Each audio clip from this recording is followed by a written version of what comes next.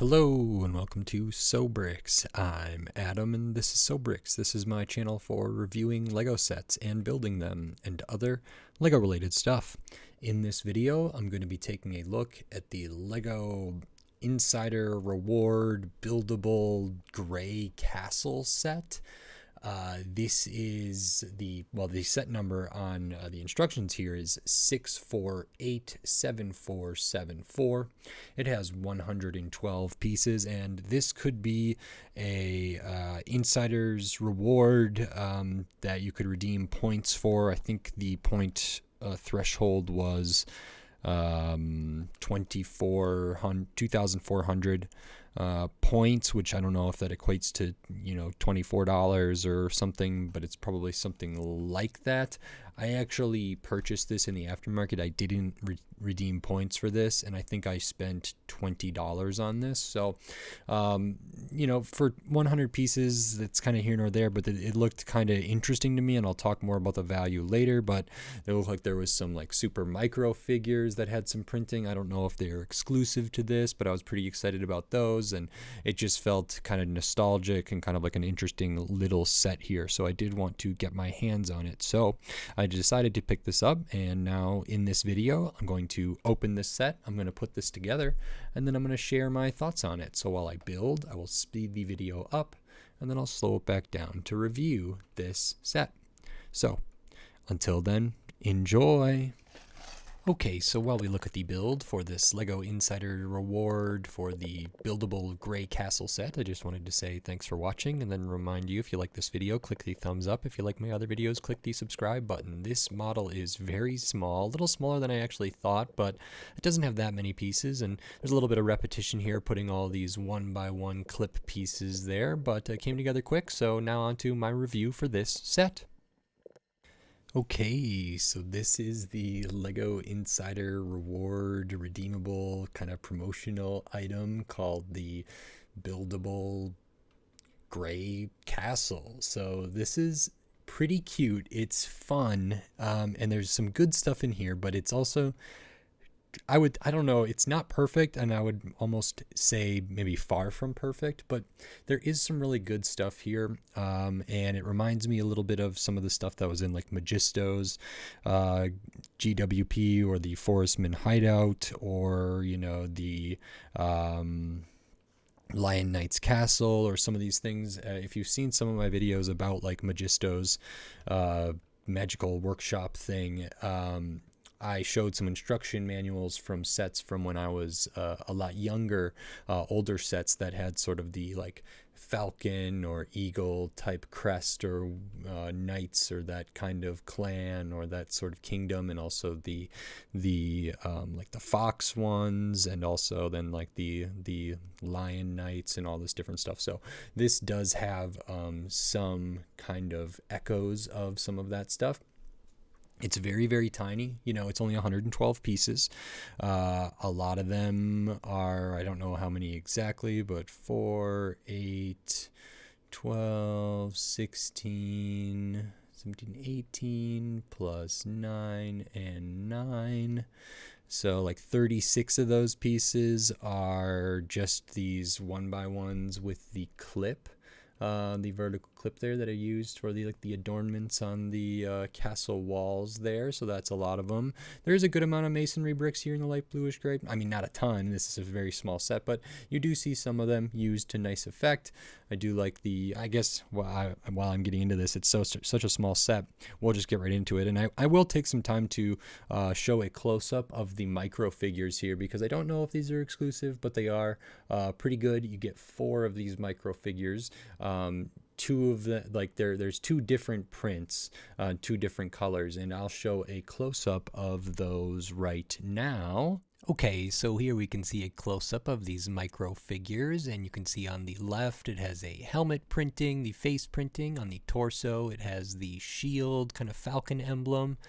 It appears that there's some midsection printing, even though these microfigures don't really have that, and that one has printing on the legs. On the right, we have one without any headpiece or hair, just the face printing, but then the torso has kind of a tunic-looking kind of printing, and there appears to be also, again, some printing on the midsection. This one, the legs are just bare. Okay, and then besides the micro figures there, hopefully that close-up bit will cut in organically. I was happy to see those there. Those are pretty cool, and there's some good detail on those, and very, very small. So that's really nice to get those kind of printed micro figures there. And then we can look at the build. If we look at the bottom here, we can see we got some of these 4x4 plates and a 2x8 plate there. That sort of makes up the base of this thing. We do use some hinges to kind of open this up, which actually makes it look kind of cool as well. It can look cool and a little bit bigger opened up like this, or more closed off, which is fine and actually quite good. You could even open it up a little bit more, something like that, which again looks very, very good. So nice. There's not really too much going on inside that needs it to open, but I think it's a nice consideration here. I do like that we have these comparatively compared to the drawbridge or the kind of opening gate here or whatever, and compared to the minifigures or the micro figures rather, we have these enormous shields, which are the printed kind of falcon looking bird kind of shields there. So you get two of those, and yeah, that's really nice and really cute and very cool. But these are like scaled to a regular size minifigure, not to a microfig, so there is some scale things there, which is interesting. And once you put the kind of hinges on, you have a layer of plates, then you do a layer of bricks, a lot of masonry bricks here, some 1x1 bricks, then another layer of bricks, and then a layer of plate with the dark bluish gray layer, another layer of plate to get the other hinges, and then we start adding on to the kind of I don't know what these are called, but these sort of wall type things adorning the ridges of the castle there. You had some of these modified plates with the rails above the archway, and then we build up two towers, which are identical. These towers use one 2x2 brick and then two of the 1x2 with the axle hole in there, so the little cross there, which is nice, and that's the same on both sides. Then we use a 3x3 plate on both sides using 8 of, so then maybe less than 36, probably only 34 or something of these clipped pieces, but we use 8 around the edge of the that 3x3 there, and then in the center we have the kind of antenna type piece, the bar piece that can be studded down with a couple of these green flags there, and that's pretty much everything. If we look at the back, we can see we do have a little bit of the kind of axle hole cross things there, masonry bricks, and we can see what it looks like to open up to. So not a ton of room, but you could potentially put stuff in here on a super small scale there, which could be interesting, and maybe that helps to get access to put some of these micro figures in there. I could see that being the case, but it's not a ton. I do like that this kind of comes to a flat edge back here, so like I say, you can kind of open this up and position this however one would like totally closed off or opened up, which I think Lion Knight's castle has kind of an element of that too, where it can be put in some different configurations. So that's kind of a nice little thing there that you can kind of make this be how you want. And if this was going to be a display thing or whatever, you could make it fit. The footprint is really small, but if you only had like a shallow area, you could flip it out this way or this way, and you could have this sitting somewhere to be admired and seen. And that's pretty much everything that's in here. Not a ton goes into this, and for this kind of thing, it's hard to judge value because they do, the only way to get this apparently was through Lego officially, that is, was to redeem insiders points that could also be redeemed for a discount on a bigger Lego purchase or other Lego Insider gifts and stuff like that. And I do like some of these Lego Insider promotional things. I liked like the one camera that came out before the Polaroid and before the retro camera, Creator 3-in-1 and all that stuff. And I looked at the tape player, which I think was kind of one of these. I actually got a lot of the like the pirate adventure ride and the space adventure ride and the dragon or knight fantasy adventure ride and all that stuff. I got those with points for the most part, but you could get those other ways as well, but not like buying from Lego officially. And there's been a few other ones. I tend to for like the Lego collectibles things, I don't really like the coins or the bucket hat or the bag or crossbody bag or you know, a frisbee or a water bottle or things like that. I would much rather get like bricks and stuff, but as far as value goes, it isn't like a super easy comparison. This one, 112 pieces for these micro figures with the printing, which is pretty cool. But I don't know how, you know, much those are worth necessarily. And I paid $20 for this, you know, 2,400 insiders points or 2,400 insiders points might equate to a $20 discount on a Lego order. It might equate to less than that.